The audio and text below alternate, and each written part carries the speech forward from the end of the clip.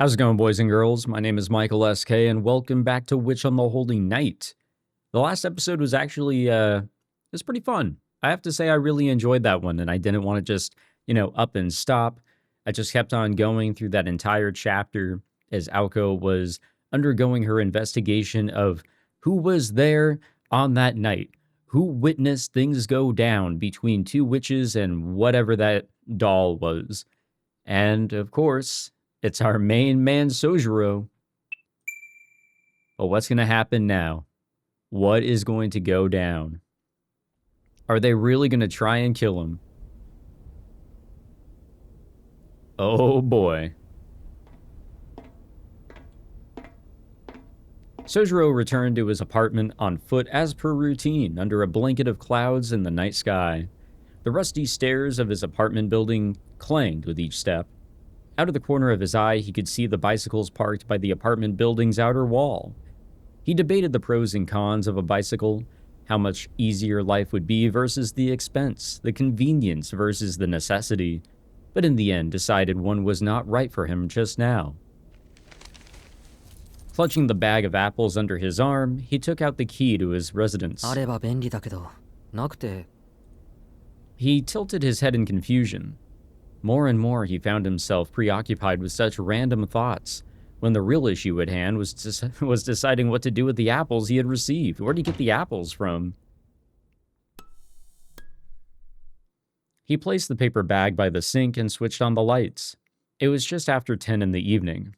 With the end of term exams just around the corner, he had come home an hour earlier than usual. As he made back for the kitchen to pick one of the apples to snack on, he found an envelope stuffed in his mail slot. The envelope had no name, return address, or stamp. Inside was a single piece of paper that had only the sender's name and a short message. It read,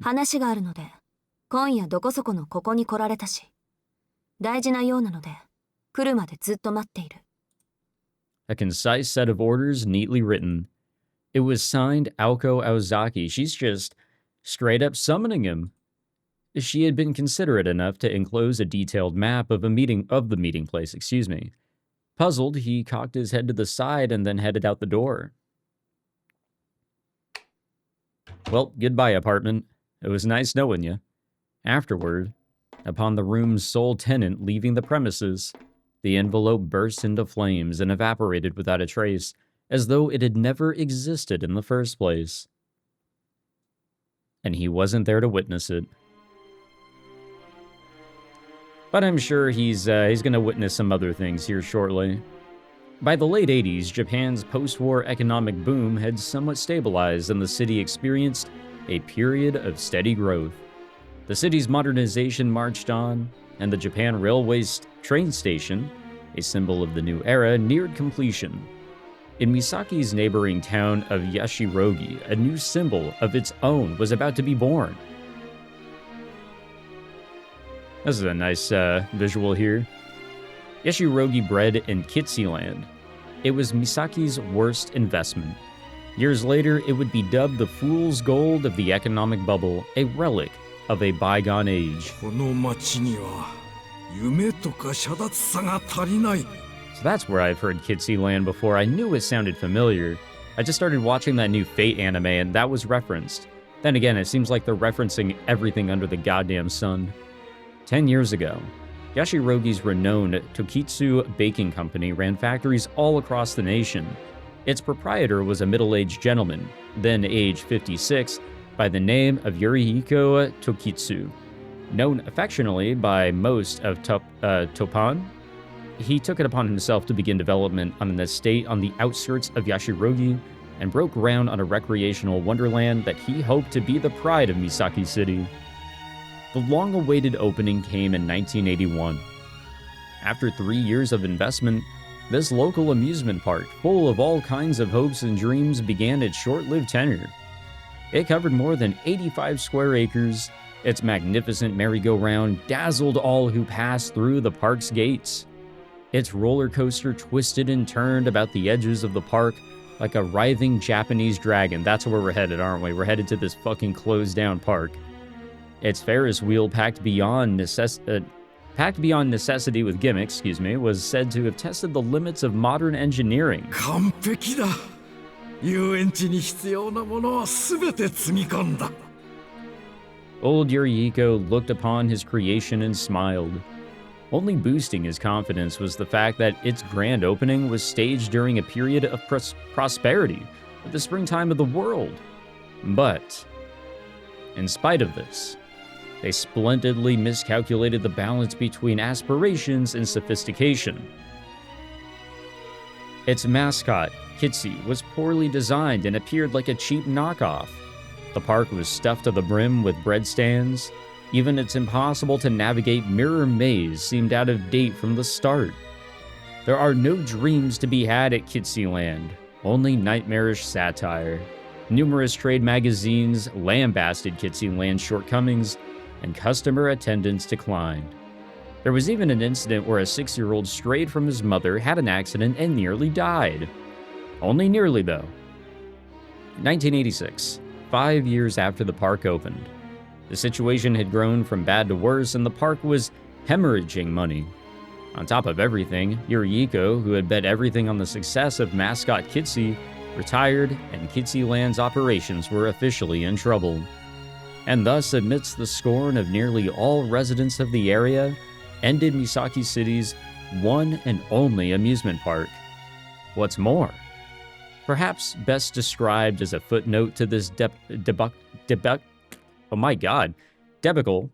the self-proclaimed, goddamn, I really struggled there, Parisian artist who designed the mascot, Toki Julich, was said to have snapped his brush in mourning over the closure of the park.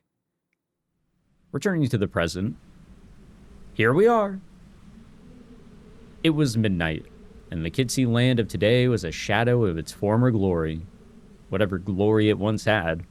Like a doll abandoned in the corner of a toy box, the lonely park was illuminated only by the light of the town that continued to live around it.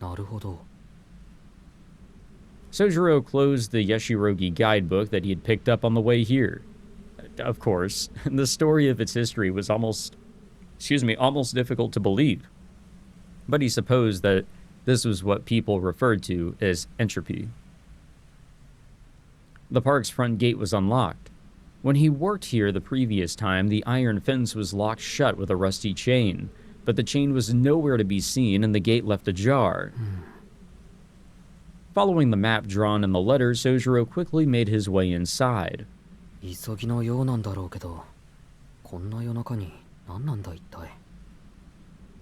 Sojiro complained, quite out of character for him. It was probably because, in spite of his naivety, he knew that something was amiss. Though the park was abandoned, this was still trespassing, unlawful entry, larceny, burglary. Now, these were certainly not things, or perhaps crimes, that Sojiro was proud to do, but...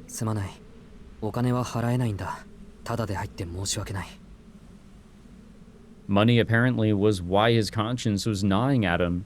He clapped his hands in apology toward the statue of Kitsy, on whose eyes the paint had begun to aptly dissolve. I don't think that this is like the biggest problem here, man. Sojiro passed the mascot bleeding red paint from its eye sockets and began to walk the night park. Of course it is. Of course it's red paint. The building's colors had faded. The collection of machines was rusted. The man-made residents no longer felt the passage of time. And even the ghosts themselves could not endure the disparity between this forsaken place and its previous grand stature. It was like a fossilized dream. These were the ruins of a paradise both created and abandoned by man in reality. The economy had stabilized, and the standard of living was on the rise. Nobody was overly concerned with the future. These were the remains of a wild and exciting era. His breath turning to white wisps before him, Sojiro continued through the abandoned amusement park. And though void of human presence, this was not nearly as frightening as the darkness deep in the mountains. City suburbs can take many different forms, but Kitsyland was unusual for an amusement park in so much as it had been built adjacent to a residential district. That sounds actually dog shit. Why would you do that? Why would you have an amusement park anywhere near homes? The park was surrounded by a forest, but even that ultimately was man-made. It was no different from the curtains of a classroom window. If you were to scale the iron fence encircling Kitsyland and break through the 20 yards of forested trees, you could make it back to the familiar townscape. Though the amusement park tended to arouse dread in the city folk, to Sojiro it was a little different from the commotion and terror of downtown. I wonder how things are going to go down here. And Sojiro just has to survive, right? Like, he's our hero here. Hero of the story in whatever way, I'm not really sure. The central plaza was as silent as a grave. According to the map, the meeting spot was west of here. Waiting for Sojiro at his destination was a rugged, imposing, magnificent castle towering before the backdrop of the cloudy night sky. Even for an abandoned park, it was a remarkable structure. If the roller coasters and the Ferris wheel were loud, intense attractions, well, this was comparatively quiet and easygoing. It was one of Kitsyland's 3 iconic structures, and in a way, the wicked fortress that guided this paradise down the path of closure.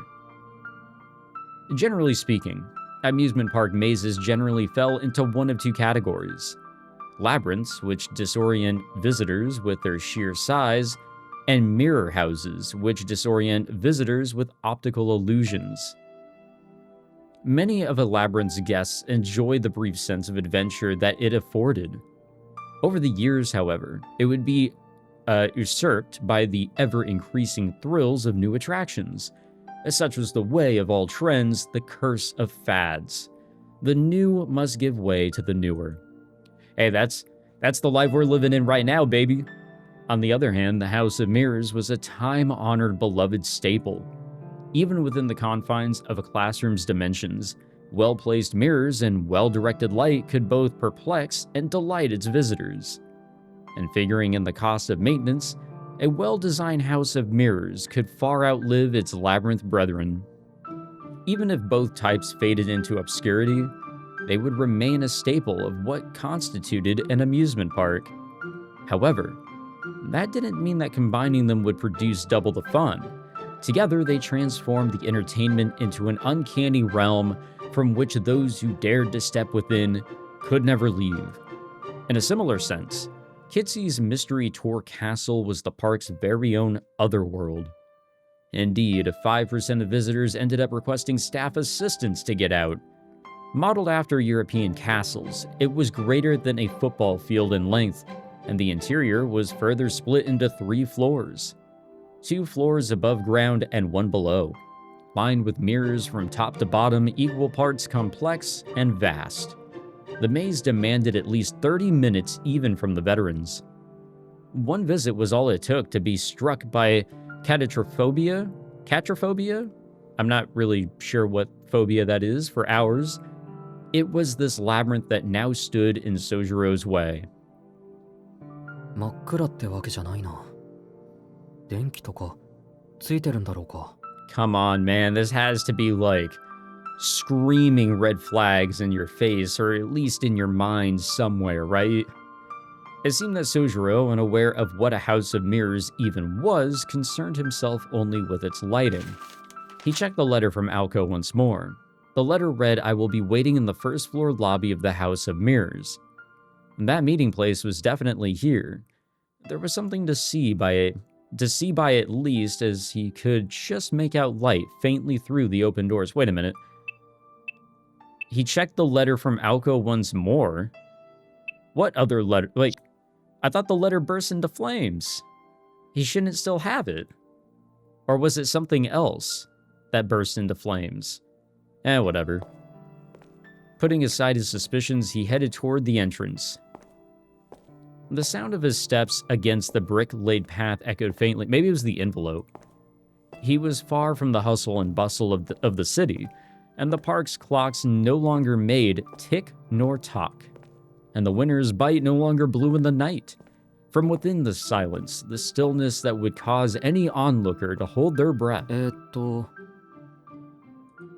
Sojiro stopped abruptly at the entrance to the House of Mirrors. ところで青崎、そんなところで何してるんだ？ He called out, turning back toward the plaza. A sound rang out as if someone had dove behind a garbage can and it fell to the ground in their haste. A short silence ensued. What the fuck just happened? For a moment, the abandoned park returned to its previous hush. Resigned to her having been exposed, the girl appeared from her hiding place. What is she wearing? Oh, That's an outfit. His voice died in his throat as he took in the sight of the girl's familiar face and unfamiliar attire. This Aoko, with her long hair flowing in the breeze, was different from the Aoko that Sojiro knew. The resolute stance and posture she took exuded the strength of her will. She stared directly at him with a sharp-eyed, piercing gaze. Her eyes were glowing with a dim, phosphoric light, enough to give Sojiro pause that he might be hallucinating. An icy coldness and a girl's strength. Sojiro lacked a sense of danger, but the sense of imbalance caused even him to feel the malice in the air. It was as though the Yuki-onna spirit of folklore had climbed out from a ghost story and appeared here in reality. Yeah, not sure about all that. Instinctively, Sojiro took a step back. Surprised, he was starting to feel concerned. Oh, now you're feeling concerned. An unpleasant premonition rose to the surface, bringing with it a sense of anxiety. In spite of this, he felt obliged to honor urban etiquette by seeing if she was all right. その顔を見るに、何かあったのかと一応聞いておくん。Without acknowledging him, Aoko took a step forward. Her figure, this atmosphere. Sojiro found himself recalling a recent memory. His twisted and knotted apprehension melted away and was replaced with a growing realization. The girl before him was very similar to someone he had seen before, that night in the park, though he had only seen her from behind. With increasing certainty causing him to swallow nervously, he noted that they might as well have been identical. So he wasn't even certain that Aoko was there. And if he wasn't certain that Aoko was there, he wasn't even thinking it. He didn't know about, Alice. He didn't really know what he had seen at all. So what was there to really worry about here? It's not that Aoko could have known. And obviously, Sojiro doesn't know anything. 何をしていたかって話なら見ての通りよ。ここで獲物が通り過ぎるのを待ってたの。あなたが入ってから私も入って逃げ道をなくすつもりだったから。Aoko said, perturbed by the swift change in plans. そうか。待ち合わせ場所は合ってたんだな。Oh yeah, take away the positives here. Sojiro was mightily relieved that he had not got the wrong place. It was unclear whether he felt confident about dealing with what was to come, or if he had simply failed to grasp the hopelessness of the situation. Aoko ignored his obtuse response and continued. 私はね、しずきくん。嫌いな人とか、憎い人とかは人並みにいるんだ。ただ、ちょっと変なのが敵になるやつの条件でね。Cold emotion burned in her eyes. Her feet had already moved one step closer to Sojiro. Sojiro's sense of foreboding was growing stronger. Wondering if what he sensed was bloodlust, he retreated another step. Continuing as so, they maintained a distance of just 15 feet. 昔から、私は嫌いな相手でも敵と思ったことはなかったの。でも逆に、好きな相手を敵だと思うこともあった。理由は単純。She held her right arm out. The light about her was no illusion. 当たり前のことだけど、私の感情を乱すやつが敵なのよ。Her arm moved again. It was instantaneous. Something shot past Sojiro in the blink of an eye, missing him by just a foot to his left. God damn. And that's your response? Before his eyes, a blue light, something akin to a fireball, had ignited from nothing. He finally understood what was happening. Did you really? She ignored his dim-witted reaction. Yeah, that's the problem. That's the problem. Aoko muttered to herself. The fist-sized hole the blue light had made in the House of Mirrors crackled and smoldered. A shot like that could easily cave in a human skull in addition to burning it to a crisp. こんな射程で外すなんてアリスに見られたら自殺者ね。でもこれで分かったでしょ。二度目だものね。あなたにとっては。Sojiro backed away swiftly. Things were beyond incomprehensible. He was close to losing the ability to think at all. All he could make out was the figure of the dependable student council president, or at least what he had thought was the president, and the memories of the park that night 2 days ago. He had never experienced anything like this, though most people living in a civilized country would have never seen anything like it either. A lethal weapon that could kill with nothing more than the pull of a finger had a way of suspending the ability of its target to determine between not just good and evil, but dreams and reality, past and future. And the more peaceful someone's life had been, the stronger that suspension was likely to be. All that one could think about was the fact that they were alive at that very moment. It was as if he was an unwritten character on a blank piece of white paper. There was no before, there was no after. There was only what came next. This was a very common thought process for anyone staring down the barrel of a gun. あ、命乞いはやめてね。意味ないから。でも、恨み事ならご自由に。殺す側の義務として一言一句聞いてあげる。Oh, how kind. By saying it was pointless, she made it sound more like she would not listen to what he had to say. However, Sojiro was in such a state of shock that it did not even enter his mind to speak up. All he knew, for reasons unknown, was that the girl in front of him wanted him dead. 嘘つきにも程がある。飛び丸のバカ、何がそんな生き物はいないだ。実際いるじゃないか、こんなお化けみたいなのが。Sojiro felt that he had said that aloud. The second blast would come even quicker than the last, so he kept it to himself. His mental expletives stirred his mind from paralysis to mere panic. This response came not from the confidence, however, or from confidence. Someday out of the blue, someone is going to kill me. While it may have seemed like a baseless belief to hold, でもそうだった。都会には殺人事件がある。 yes, they do. ルールを破れば殺されるのは当たり前だって、ちゃんと教えてもらってた。To Sojiro, the situation seemed to perfectly align with his inexperienced understanding that the city was a coldly pragmatic place. The thing is, though, he didn't do anything wrong. He really didn't. Like, we all, well, a lot of us here watching, whatever, a lot of us live in cities or towns, We don't think about what actually goes on behind the scenes with people that are a whole lot more dangerous than you could really imagine. People that have, the ability to just take lives or to injure. But it happens. It really does. As far as he was concerned at this moment, being killed by a classmate was not something to be so surprised by.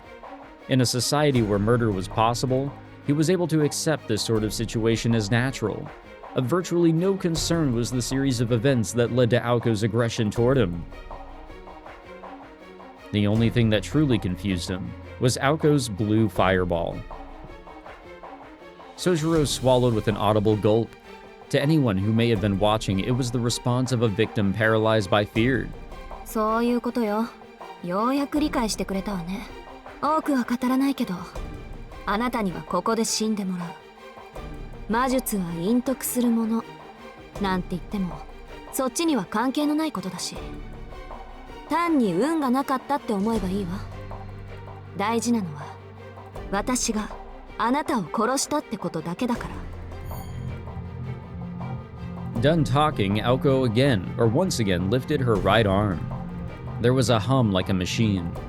Blue light began to revolve about her arm beneath her sleeve. This was taking longer than last time, leading to Sojiro to believe that it was going to be much stronger than the attack that was still scorching the wall behind him. The realization caused his panic to heighten. いや、なんだ、つまり始末するとかしないとか、あの夜のお化けは青崎だったとか、都会は本当に込み入ってるとか、そういうことじゃなくて。His thoughts became jumbled. His heart pounded like a hammer. This was no time to be standing still. He was not sure if the girl in front of him was really human, and more importantly, if he could accept the events unfolding before him when all was said and done.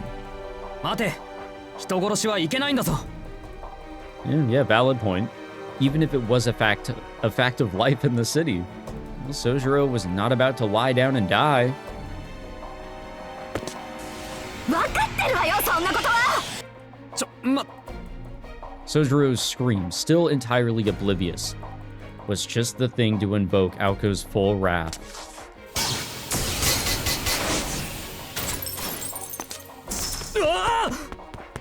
Aoko fired a barrage of magical bullets, magical blue bullets to be exact. In an instant, Sojiro dashed into the shadows behind him, into the entrance to the House of Mirrors. Why would you go in there? You were just told that she was going to cut off your exit.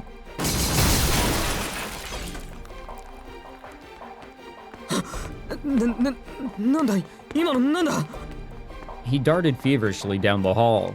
After a mere few feet, he was left completely out of breath. This was due to his shock at seeing yet another attack, fiercer than the first, that he had never seen in his life. And because he couldn't shake the thought that if he had moved even a second later, he would have been dead. He could not afford to stop. The sound of merciless footsteps closed in behind him. He threw everything into his legs as he sprinted. A straight, narrow passage about 60 feet long connected the entrance to the main lobby. At this rate, if he could just make it to the lobby, he was sure he would be able to find as many hiding spots as he needed. He arrived at a large open space. This was the first floor lobby. There were 3 passageways. One led to the basement floor, one connected to the first floor maze, and the other was a set of stairs leading to the second floor. Sojiro did not particularly care which one he chose, so trusting his intuition, he made a run for the first floor maze when he smacked his head into a transparent wall. Buddy, you're not gonna believe where you're at. 面倒だけど、それならフェアでしょ。追いかける方にも逃げる方にも。Well, shit, guess who's here? A somehow cheerful voice echoed in his direction, and there was no need for Sojiro to even turn around. In the very same mirror he had crashed into, he could see Aoko Aozaki's figure slowly approaching. それと、1階の奥にある出口は封鎖しといたから。結界じゃなくて物理的に。やりすぎて封鎖っていうより瓦礫？土砂崩れ？どっちでもいっか。とにかく下手に出口に近づくと崩落に巻き込まれるから。Oh, how kind. Panicked by the impending footsteps, Sojiro groped for the wall. He could see the stairs to the second floor. He did not understand what Aoko had meant earlier, but he at least knew that the first floor was not going to save him. ま、私としてはそっちのが助かるけど、形式上、事故死の方が後始末とか楽だから。Behind him was a creature beyond words. As she continued her idle taunting, she lifted her right arm, What the hell are these words sometimes, man? Yeah, I can't, guys, sorry. Maybe another time. Maybe. Even from above her clothes, one could see some kind of strange, incongruous pattern upon her body. The veins beneath her skin. They made it seem as though something inhuman was circulating her body. Whether out of pity or repulsion, Sojiro stopped for just a moment. His pursuer evaded his gaze. ああ、これ？普段は塗り薬で隠しているんだけど、今日は特別。魔術刻印って言ってね、魔術師の証みたいなものよ。ほら、光が回ってるでしょ？これがさっきのスナップ。わかりやすく言うと弾丸の元。今日は調子いいし、私、魔力を効率よく使うのだけは自信あるし。うん、あと30回ぐらいかな。さっきみたいな奏者ができるのは。Inform him of this information. Great idea. Perhaps she was on an emotional high, for her voice had become frightfully friendly. The substance of the conversation could not have been any more unsettling, however. そもそも何を言っているかよくわからないんだけど、青崎。わからない？段数はあと30発ってこと。そこまで逃げ切ればあなたの勝ちよ。とりあえず今日のところはね。今日はって明日もあるのかな。 That, well, yeah, okay, well. This guy sometimes. Sojiro knit his brows. Aoko's expression creased into a scowl at his behavior. Although he was panicking, it seemed that deep down he still did not feel the full weight of the crisis. She knew he still didn't get it. 宣言はしたわ。自由時間はこれでおしまい。まだ罵り足りないだろうけど、ま、その手の時間はキリがないしね。この辺りで諦めて。It appeared Aoko had prepared this theatrical dialogue ahead of time. Not to allow her opponent time for futile pleading, but to give him the time to curse her, his killer. Such forthrightness, there we go, was her modus operandi. With this victim, however, it was not going as she had hoped. とにかくそういうことだから。じゃ、狩りの時間と行きましょうか。Her voice was void of emotion, and her eyes ruthless as they bored into her prey. This time, Sojiro finally accepted that he was going to die. Oh boy. I mean, at the end of all of this, we have to assume that Sojiro will somehow make it out of here alive. That only the best could happen, right? Well, we gotta get to that point. Silent as the dead, it stepped into the remnants of a dream that had since seen no visitors. There was no wind this night, nor a soul to be seen. Still, it heard the echoes from within, clasped its hands together, and grinned. Its form with hands clasped resembled that of a budding tulip. The bearing of this artificial flower reflected in the cloudy mirror of the ticket attendant's office next to the gate. Next to it stood a display board corroded by years upon years of rust. Number of visitors today? 2. Number of today... Okay, so the board had graffiti crudely scrawled atop one of the words. It was replaced with deaths. The records board had long ago fallen to disrepair. After taking a full 10 seconds to digest what it was looking at, it made its own revision. Number of visitors today, 3. Number of deaths today, 1. After appending this number with a fixed finger, she smiled like a flower. Then she began to walk toward the source of the sound. Oh, you gotta love third-party intervention right here. It had been 10 minutes since this rhapsody had begun to echo from the House of Mirrors.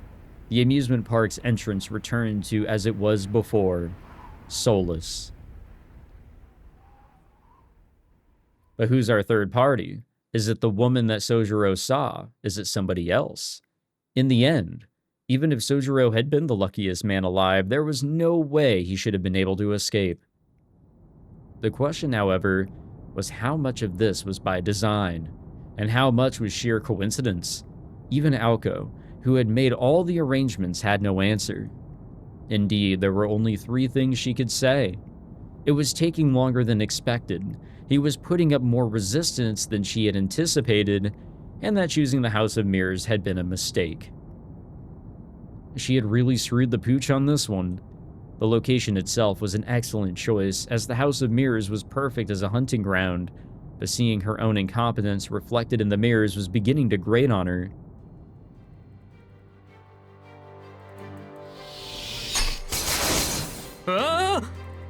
And now we know it's a really bad thing that she's going to be running out of these. The moment Aoko's right arm began to glow, Sojiro made a beeline for the staircase in front of him. A strobing series of blue flashes lit the room behind him. The hunter calmly followed her prey, and the prey desperately ran for his life up the stairs. 注文通り。 God damn it, she's got it like a revolver. そうでなくっちゃ、お膳立てした甲斐がない。 In stark contrast to Sojiro's frenzied escape, Aoko walked briskly up the stairs. She elected not to run after her prey in order to maintain a set distance. As she lacked confidence in her accuracy, she would be the most challenged if Sojiro bull-rushed her and went down fighting. But at a distance of 30 or so feet, he posed no threat. By the time her prey drew near, she could fire 10 shots and hit him with at least 4 of them. Their positioning just a moment ago hadn't been ideal. At this distance, in a space this open, there was a chance, however small, that it could turn into a fistfight if he flanked and charged her. Currently, Aoko's best weapon was the bullets from her right arm. If she was going to capitalize on that advantage, it was in her best interest not to close the gap between them. If there was a good time to approach, it was only after her prey had become exhausted and had lost the will to continue. Would she pierce his leg, shoot him in the back? Or perhaps would he just give up after losing himself in the labyrinth? The hunt would end when her target sustained some sort of injury and became unable to run.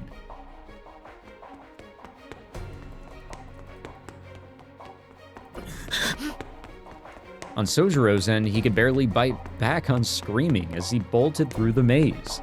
Even running in a straight line had become difficult, much less searching for an exit. And he keeps running into mirrors, so that doesn't help either. The corridor stretched out far before him, so the mirrors blocking the path had made it seem. Panicked, he made a turn to the right. Clutching his head in his right arm, Sojiro led with his left, groping through the air to see whether a wall was there or not. He dove down the hall to the left, narrowly dodging the bullets targeting his life. Urged on by the sound of approaching footsteps, he ran without thinking. That last one was close. A hair closer would have meant his life. He caught the odor of burnt hair from the back of his neck. He was very lucky. Or perhaps very unlucky. If he were actually lucky, he would not be in this situation in the first place. Valid point. The second floor of the House of Mirrors was structured like a giant spiral. It wound left and starting from the outside wall, and eventually it would lead to a dead end. The more he tried to escape, the more cornered he would become, as though he were trapped in a twisted guillotine. His stifled screams threatened to leak out his complaints. No matter what he did, he was going to be killed. All of his struggling merely served to prolong the inevitable. Yet he ran. No matter how many mirrored walls he rammed himself into, he ran. Even after crashing so hard that his forehead bled and he saw stars, he ran. Pain shot through him at every turn. The more frantically he ran, the more intensely he smashed into the invisible walls. His body began to understand this rule and begged him not to run anymore. Yeah, but the mind is a little bit, ahead, you know, like, it's fight or flight, you know? And we're in the flight phase. His breath was already ragged after sprinting a couple hundred feet. No matter how he thought about it, this was not normal, and this was way too crazy. This was all just a bad joke. If he had turned around now, she would apologize to him for taking it too far. His mind had gone blank. As his body continued to slam into the mirrors again and again, his feet slowed as they began to believe that perhaps it really was all a joke. But then, he felt a chill, a touch of death upon his neck. It would not be an exaggeration to say that Sojiro knew this kind of terrible chill far too well. Ever since he had arrived in the city, he had come face to face with more than one or two near-death experiences. For someone who did not understand city life, his present predicament was not unlike when he experienced the traffic on the streets or the commuter rush on the station platform. He was far from an innocent babe, unable to comprehend life or fear. Rather, everything he had ever known became irrelevant when he was flung into a completely different cultural sphere.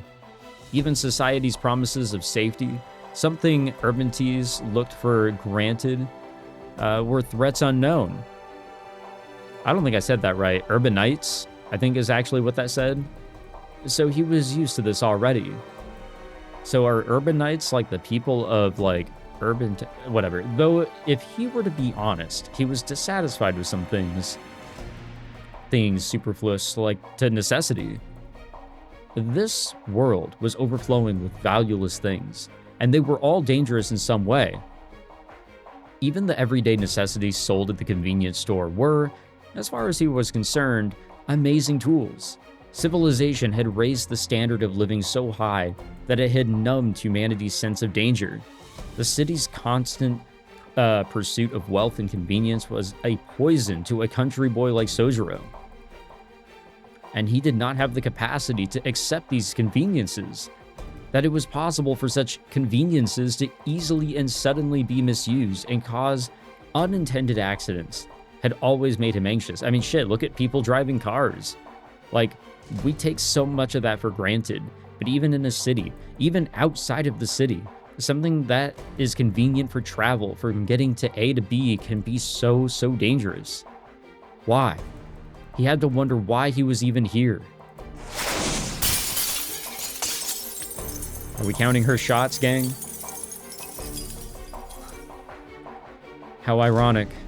It took the real threat of death to finally make him realize, like a divine revelation, what he had failed to understand until now. He had always had to expect the unexpected. Near-death experiences were more common than one might think. To begin with, safety was something that came at a price. Being alive meant that the opposite was always lurking around the corner. It was just like a streetlight at night. When the sun rose, its illumination would naturally disappear. Another barrage of strange projectiles whizzed mercilessly by him. He recalled in the back of his mind the charred remnants of someone at the hands of that blue flame 2 nights prior. Somehow this situation reminded him of a horse being led by a dangling carrot. For now he lifted his head and continued to run through the labyrinth. But for what purpose? I don't know, to fucking live? Maybe. Though he knew the pain in his chest was very real, he felt disconnected from it. The night sky visible through the skylight was a muddy ultramarine, no longer resembling the one he knew.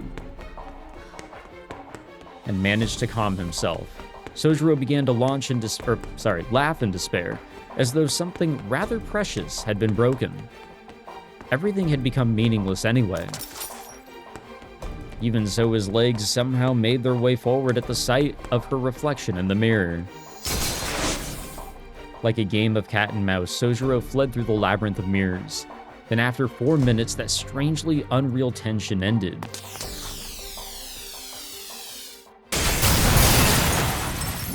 The 9th shot of blue light hit inches away from him.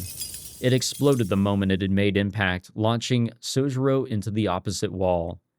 Of all the fire he had taken thus far, this shot indisputably brought him the closest to death. Not the one that, like, singed a little bit of his hair? Groaning, he collapsed to the floor. His back was on fire with pain. He was not bleeding. It was lucky he could still even scream. Yet his body refused to move. Physically and mentally, he still had something to spare. The pain was not so bad that he couldn't get back up. It was just that there was a skylight above him, and he could glimpse the dark of the night sky beyond. The feeling that overcame him was a raw, selfish bout of grief. It was just so cruel to have to stare at that for the remainder of whatever short life he had left. Sojiro's ragged breathing slowed. For all intents and purposes, he had given up. He had given up fleeing from the pursuing footsteps and perhaps even the root of all of his problems.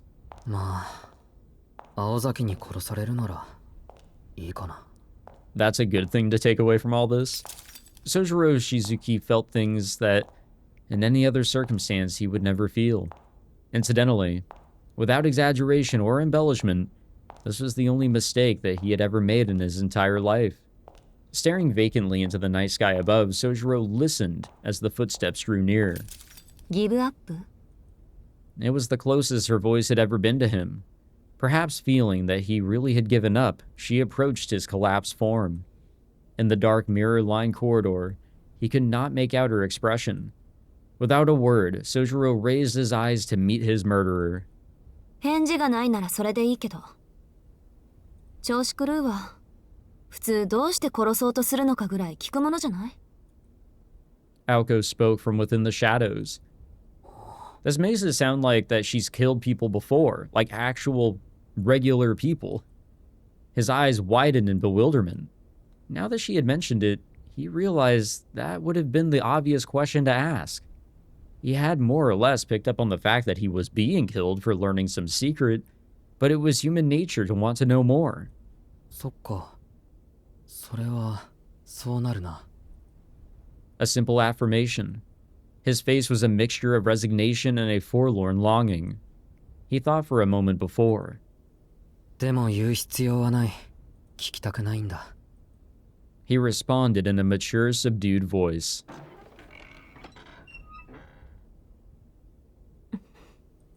His response was clear, rather gallantly so. そう。 Is our, third party showing up? Was that what that scene was supposed to represent? じゃ、殺すけど。死ぬの。怖いに決まってる。何より痛そうだ。His face turned wry as he objected, to which Alco frowned. As nonchalant as he could be, he was honest about his feelings. そりゃ怖いでしょ。私だって怖いと思うし。でも悪いわね。我慢して。人でなしと罵ってくれて結構よ。今の私は本当にその通りだから。そういった意味じゃあんたと同じ。普通の道徳がないのよ。だから必要なら人も殺せる。Again, she really makes it sound like she's actually killed somebody before, or people before in general. Sojiro's finger twitched in response to her indifferent tone, as if to say that despite having given up on just about everything, his body could not let those words slide. 人殺しなんて良くないぞ。I think she's aware. 分かってるって言ってるでしょ。Alco raised her right hand. The light from the crest illuminated her face. It goes without saying that her expression was unchanged. She was not crying, nor was she smiling. She was a young woman who had excised her feelings. Deal with it was another thing Sojiro could not let slide. Sojiro could read on Alco's face that she was not herself. She was in pain, and to a degree he had never seen her, or seen in her. すまない。ちょっといいかな。何？ここまで悲壮感を盛り上げておいて、やっぱり逃げるなんてのは却下よ。He unconsciously smiled at Aoko's ruthless counter and breathed a sigh of relief. He had misread the pain he saw in her face. This was the same Aoko. Sojiro laughed out loud in genuine joy, a laugh that most other people would have taken as an insult. 遺言でも聞いてあげようと思った私が甘かった。っていうか、今の小馬鹿にした笑いがあんたの遺言ってことで OK？ いや、そうじゃなくて、あそこにいる人は、Oh, 尾崎の友人なのか？ Oh, shit. Out of nowhere, Sojiro pointed behind Aoko. はあ？ Aoko thought it must have been that old, overused distraction technique. If this had been a Japanese comedy act, this would be the part where she gave him a whack with a paper fan. But after giving it a second thought, she realized Sojiro didn't have the capacity for understanding old or even new tricks. あんた、何言って。 Perhaps his honest disposition had been to his benefit. Without thinking, Aoko gave in to her curiosity and turned her gaze. Oh yeah, there is somebody right there. Look at that. That is crazy. Turned her gaze toward the direction in which his finger was pointed. And there... something that should not have been there in the maze. Something with a creaking wooden smile. It was the ominous, creepy, uncanny figure of a girl. Yeah, those are pretty good words to use for descriptors there. All right, we get to continue this in the next episode, guys. I'm out of time here, but nevertheless, goddamn, what a chase! I think is probably the best way to describe it, or I guess a hunt. If we want to use Aoko's label for it. It is. I actually don't even know what emotion to use. I enjoyed what we saw here in this episode, and I think I'm really going to enjoy what we're going to see in the next one. But I don't know how I would describe the emotion that I'm feeling from all of this. It's not sadness, definitely not. I don't know. I really don't know on that one. But regardless, a fun episode. Interesting dynamic continues between these two characters that are vastly different from one another in so many ways. Thank you all for tuning in. I hope you all enjoyed. If you did, be sure to leave a like, subscribe for more, and I'll catch you guys in the next one. Take it easy.